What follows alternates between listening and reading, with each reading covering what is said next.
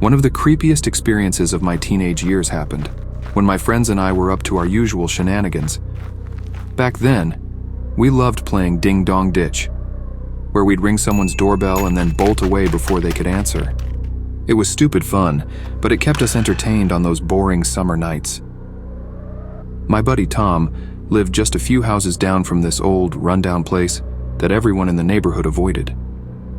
The house had peeling paint, overgrown weeds, and a chain-link fence that was half fallen over. The blinds were always shut tight, and I never saw any lights on, no matter what time of day it was.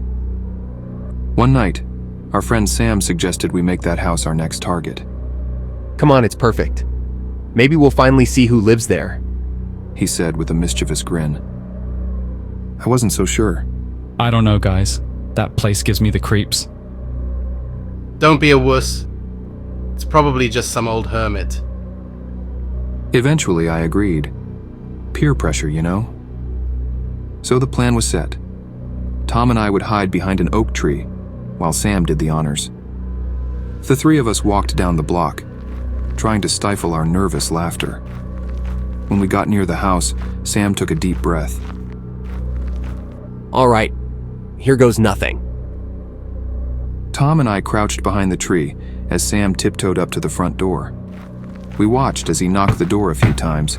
Then he sprinted back and dove behind a bush near the house instead of joining us.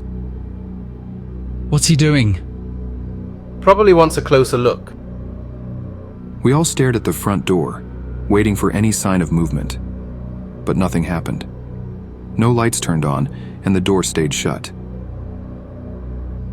After a couple of minutes, Sam looked over at us and shrugged. Then, to our surprise, he went back to the door.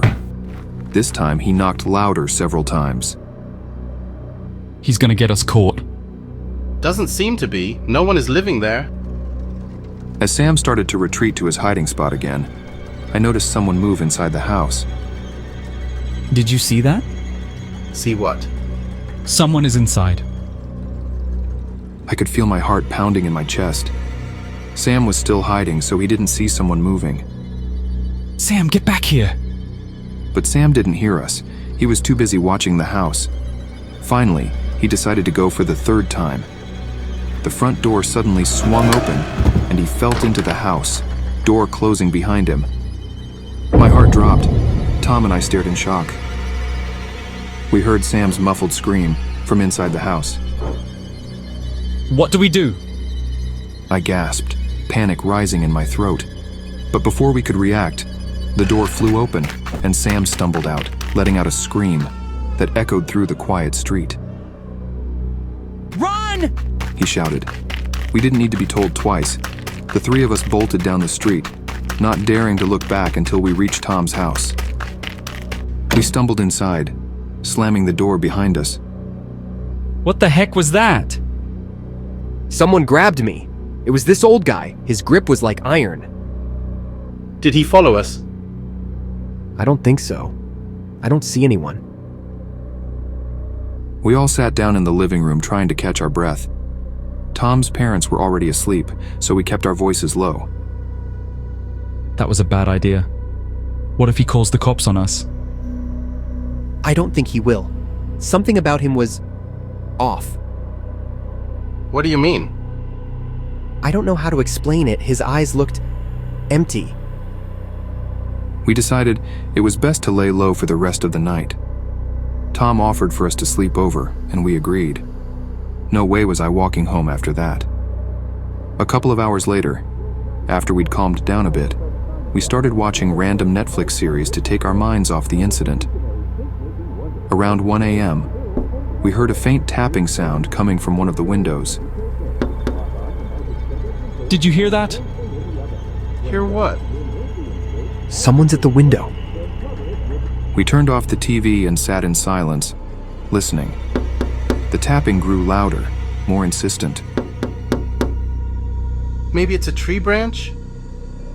You don't have any trees in your backyard, but good guess, Tom. Suddenly, the tapping stopped. We let out a collective sigh of relief. But then, we heard a sound of someone walking outside of the house. Can you check the window?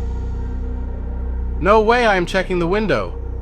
That's it, I'm waking up my parents. Before he could leave the room, the doorknob at the entrance started to rattle violently. Someone is trying to get in. We all froze. My mouth went dry, and I could hear my heartbeat in my ears. Whoever's out there, we're calling the police. The rattling stopped abruptly. We waited, but there was only silence.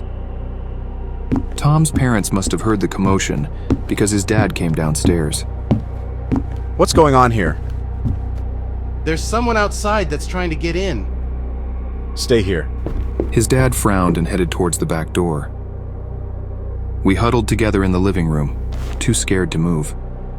A few minutes later, Tom's dad returned. I didn't see anyone. However, the gate to the backyard was open. I'm calling the police. The officers arrived within 15 minutes. We told them everything. About the ding-dong ditch, the man grabbing Sam, and the tapping at the window. They took our statements and did a sweep of the neighborhood, but didn't find anyone.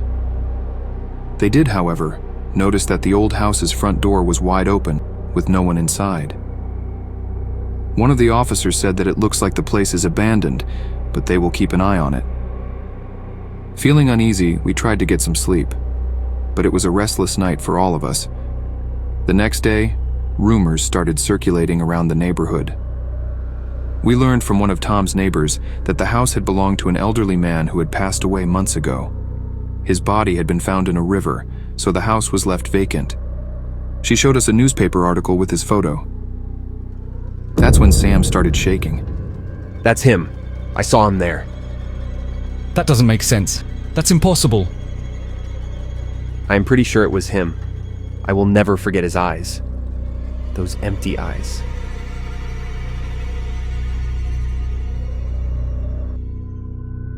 Eventually, the house was torn down, and a new one was built in its place.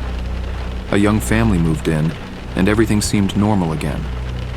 But sometimes when I'm walking down that street, I feel like someone's watching me from where that old house used to stand.